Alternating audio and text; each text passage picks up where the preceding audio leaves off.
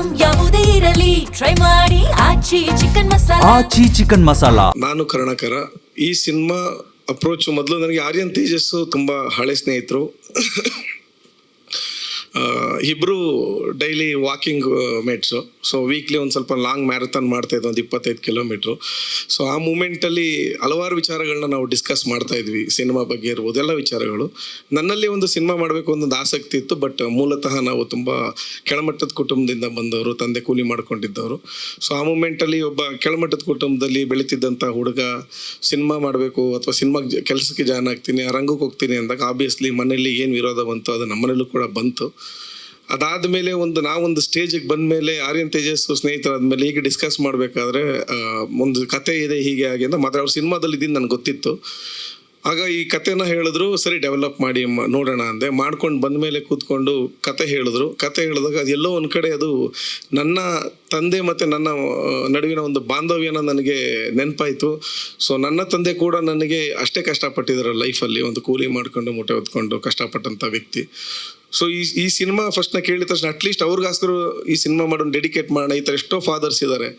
So ಒಂದು ಮಕ್ಕಳಿಗೋಸ್ಕರ ಬೆನ್ನೆಲುಬಾಗಿ ಅವ್ರ ಕಣ್ಣಿಗೆ ಮಕ್ಕಳು ಏನೇ ಮಾಡಬೇಕು ಅಂದ್ರೆ ಫಸ್ಟು ಮುಂದೆ ಮಕ್ಕಳು ಅವ್ರು ಓದೋದಿರ್ಬೋದು ಅಥವಾ ಗುರಿ ಇರ್ಬೋದು, ಅವ್ರು ಮುಂದೆ ಕಷ್ಟಪಡೋದು ಬೇರೆ. ಬಟ್ ತಂದೆ ಆದವನು ಅವ್ರ ಬೆನ್ನಿಂದೆ ಅವನು ಕಾಣ್ದಂಗೆ ಅವನ ವಿಷಸ್ನ ಕಂಪ್ಲೀಟ್ ಮಾಡೋಕ್ಕೆ ಕಷ್ಟಪಡೋದಿರುತ್ತಲ್ಲ, ಅದನ್ನು ಯಾವುದೂ ಬೆಲೆ ಕಟ್ಟೋಕ್ಕಾಗಲ್ಲ. ಸೊ ಅದಕ್ಕೋಸ್ಕರ ನಾನು ಈ ಸಿನಿಮಾನ ಅಪ್ರೋಚ್ ಮಾಡ್ಕೊಂಡೆ.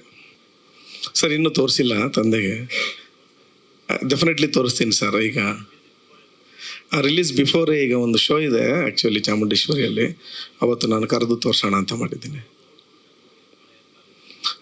ಆಲ್ಮೋಸ್ಟ್ ಕೆಲವೊಂದು ನಾವು ನಿಜ ಘಟನೆಗಳಿಂದ ಪ್ರೇರಿತವಾಗಿ ಕೆಲವೊಂದು ಸೀನ್ಗಳನ್ನ ಮಾಡಿದ್ದೀವಿ. ಕಥೆನೂ ಕೂಡ ಒಂದು ನಿಜ ಘಟನೆ ಆಧಾರಿತ ಸಿನಿಮಾನೇ ಬೇಸಲ್ಲಿ. ಆಲ್ಮೋಸ್ಟ್ ಟ್ರೂ ಇವೆಂಟ್ಸ್ ಈ ಥರ ನಡೀತಾನೆ ಇರುತ್ತೆ ಎಲ್ಲರ ಲೈಫಲ್ಲೂ ಕೂಡ. ಯಾರೋ ಒಂದು ಸ್ಕ್ರ್ಯಾಚ್ ಲೆವೆಲಿಂದ ಬಂದಿರ್ತಾರೆ ಲೈಫಲ್ಲಿ. ಆ ಮೂಮೆಂಟಲ್ಲಿ ಏನೋ ಒಂದು ವಿಷಯ ಇರುತ್ತೆ, ನಾವು ನಮ್ಮ ತಂದೆಯಿಂದ ಪಡ್ಕೊಳ್ಳೋಕ್ಕಾಗದೇ ಇರ್ಬೋದು ಅಥವಾ ನಮ್ಮ ಮಕ್ಳಿಗೆ ಅದನ್ನು ಕೊಡೋಕ್ಕಾಗದೇ ಇರ್ಬೋದು. ಈ ಥರ ಘಟನೆಗಳು ಸಾಕಷ್ಟಿದ್ದಾವೆ. ಸೊ ಆ ಎಲಿಮೆಂಟ್ಸು ನಮ್ಮ ಎಲ್ಲರ ಲೈಫಲ್ಲಿ ಇರೋದ್ರಿಂದ ಅದ್ರ ಬೇಸ್ ಮೇಲೆ ಮಾಡಿರೋಂಥ ಸಿನಿಮಾ. ಸರ್ ಇಲ್ಲಿ ಒಂದು ಇಂಟ್ರೆಸ್ಟಿಂಗ್ ಕೆಲವೊಂದು ಘಟನೆ ನಡೀತು. ಮೂಲತಃ ಆರ್ಯನ್ ತೇಜಸ್ ಇರ್ಬೋದು, ನಾವೆಲ್ಲ ಇರ್ಬೋದು, ಸ್ಕೂಲ್ ಬ್ಯಾಕ್ಗ್ರೌಂಡಿಂದ ಬಂದವರು. ಅವ್ರದ್ದು ಸ್ಕೂಲ್ ಇದೆ, ನಂದು ಸ್ಕೂಲ್ ಇದೆ. ಸೊ ಹೀಗೆ ಸ್ಕೂಲ್ ಸ್ನೇಹಿತರು ಓನರ್ ಒಬ್ಬರು ಹೀಗೆ ನಾವು ಸಿನಿಮಾ ಮಾಡ್ತಿರೋದು ಗೊತ್ತಿತ್ತು. ಸೊ ಕರೆದ್ರು ನಮ್ಮನ್ನು, ಹೇಗೆ ನಡೀತಾ ಇದೆ ಏನು ಅಂತೆಲ್ಲ ಕೇಳಿದ್ರು. ಸೊ ನಾವು ಮಾತಾಡಿದ್ವಿ ಅವ್ರ ಹತ್ರ. ಅವಾಗ ತೋರಿಸಿ ಸಾಂಗ್ಸ್ ಹೆಂಗೆ ಮಾಡಿದ್ದೀರಾ, ಸಾಂಗ್ಸ್ ನೋಡಿದ್ರು, ಒಂದು ಸೀನ್ ತೋರಿಸಿ ಅಂದರು, ನೋಡಿದ್ರು, ಕತೆ ಏನು ಅಂತೆಲ್ಲ ಕೇಳಿದ್ರು, ಡೀಟೇಲಾಗಿ ಹೇಳಿದ್ವಿ. ಖುಷಿ ಆಯಿತು ಅವ್ರಿಗೆ. ಅವ್ರೇನಂದ್ರು, ಒಂದು ಕೆಲಸ ಮಾಡಿ, ನಮ್ಮ ಮಕ್ಳಿಗೆ ಒಂದಿಷ್ಟು ನಾನು ಟಿಕೆಟ್ ಸ್ಪಾನ್ಸರ್ ಮಾಡ್ತೀನಿ, ತಗೊಳ್ತೀವಿ ಕೊಡಿ ಅಂತ ಕೇಳಿದ್ರು. ಒಂದು 250 ಟಿಕೆಟ್ಸು ಕೊಟ್ವಿ. ಅದಾದಮೇಲೆ ಅವ್ರ ಸ್ನೇಹಿತರುಗಳು ಕಾಲ್ ಮಾಡೋಕ್ಕೆ ಶುರು ಮಾಡಿದ್ರು. ಅವರು ಸ್ಟೇಟಸ್ ಎಲ್ಲ ಹಾಕ್ಕೊಂಡು ನಾನು ಸ್ಪಾನ್ಸರ್ ಮಾಡಿದ್ದೀನಿ ಅಂದ್ಕೊಂಡು ಹಾಕೊಂಡಿದ್ರು. ಅದರಿಂದ ಅಲ್ಲಿಂದ ಸ್ಟಾರ್ಟ್ ಆಗಿತ್ತು. ಅರೌಂಡ್ ನಮಗೊಂದು 45 ಸ್ಕೂಲ್ಸಲ್ಲಿ ಸ್ಮಾಲ್ ಟಿಕೆಟ್ಸ್ಗಳು ಆಲ್ರೆಡಿ ಹೋಗಿದೆ ಸರ್. ಸೊ ಅವರ ಪೇರೆಂಟ್ಸ್ಗಳಿಗೆ ಅಂದರೆ ಮಕ್ಕಳಿಗೆ ಸ್ಪಾನ್ಸರ್ ಮಾಡಿದ್ದಾರೆ ಸ್ಕೂಲಿಂದ. ಬಟ್ ಅದನ್ನು ಪೇರೆಂಟ್ಸು ಕರ್ಕೊಂಡೋಗಿ ತೋರಿಸೋವಂಥ ಕೆಲಸ ಮಾಡ್ತಾರೆ. ಇದ್ರ ಜೊತೆಗೆ ಏನಾಯಿತು ಅಂತ ಹೇಳಿದ್ರೆ, ಒಂದಿನ ಭಾವನಾ ಬೆಳಗೆರೆಯವರು ನಂಗೆ ಕಾಲ್ ಮಾಡಿದ್ರು. ಈ ನ್ಯೂಸು ಅವ್ರದ್ದು ಪ್ರಾರ್ಥನಾ ಶಾಲೆ ಇದೆ. ಸೊ ಅವ್ರಿಗೆ ರೀಚ್ ಆಗಿತ್ತು, ನಮಗೆ ಕಾಲ್ ಮಾಡಿದ್ರು. ಕಾಲ್ ಮಾಡಿದಾಗ ನಾನು ಮತ್ತು ವೈಭವ್ ಅವರು ಹೋಗಿದ್ವಿ. ನಮ್ಮ ತಲೆಯಲ್ಲಿ ಸ್ವಲ್ಪ ಏನಪ್ಪ ಇವ್ರು ಫೋನ್ ಮಾಡಿದ್ದಾರೆ ಅನ್ನೋದಿತ್ತು. ಹೋದಾಗ ಶ್ರೀನಗರ ಕಿಟ್ಟಿಯವರು ಮತ್ತು ಭಾವನಾ ಬೆಳಗೆರೆ ಮೇಡಮ್ ಅವರಿಬ್ಬರು ನಮ್ಮನ್ನು ಮಾತಾಡ್ಸಿದ್ರು. ಸಿನಿಮಾದು ಸಾಂಗ್ಸ್ ಕೇಳಿದ್ರು. ನಿಜನಾ ಈ ಥರ ಟಿಕೆಟ್ಸು ಇಲ್ಲ ಪ್ರಚಾರದ ಗಿಮಿಕ್ಕ ಅಥವಾ ಟಿಕೆಟ್ಸ್ ಕೊಟ್ಟಿದ್ದೀರಾ ಅಂತ ಕ್ಯಾಶುವಲಾಗಿ ಕೇಳಿದ್ರು. ನಾವು ಇರೋದು ಹೇಳಿದ್ವಿ. ಅದಾದಮೇಲೆ ಅವ್ರದ್ದು ಪ್ರಾರ್ಥನಾ ಶಾಲೆಯಲ್ಲಿ ಒಂದು 8,500 ಮಕ್ಕಳಿದ್ರು. ಅದರಲ್ಲಿ ಒಂದಿಷ್ಟು ಟಿಕೆಟ್ಸ್ಗಳನ್ನ ಅವರು ಬೈ ಮಾಡಿ ಅವ್ರ ಸ್ಕೂಲ್ಗೆ ಸ್ಪಾನ್ಸರ್ ಮಾಡಿದ್ದಾರೆ.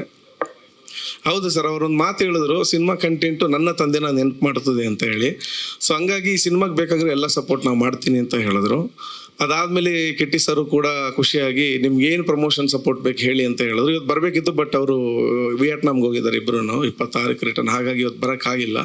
ಬಟ್ ನಾವು ಒಂದೇ ಮಾತು ಕೇಳಿದ್ದು, ಸರ್ ನಿಮ್ಮ ವಾಯ್ಸ್ ಓವರ್ ಬೇಕಾಗಿತ್ತಂತ. ಇಮಿಡಿಯೇಟ್ ಬಂದು ವಾಯ್ಸ್ ಓವರ್ ಕೊಟ್ಟು ಹೋದ್ರು ಸರ್. ಅಂದರೆ ನಮ್ಮಂಥ ಹೊಸಬ್ರಿಗೆ ಈ ಥರ ಯಾರೊಬ್ರು ಸಪೋರ್ಟ್ ಮಾಡಿದಾಗ ನಮಗೂ ಇನ್ನೂ ಏನೋ ಮಾಡಬೇಕು ಅನ್ನೋದೊಂದು ಹುಮ್ಮಸ್ ಬರುತ್ತೆ.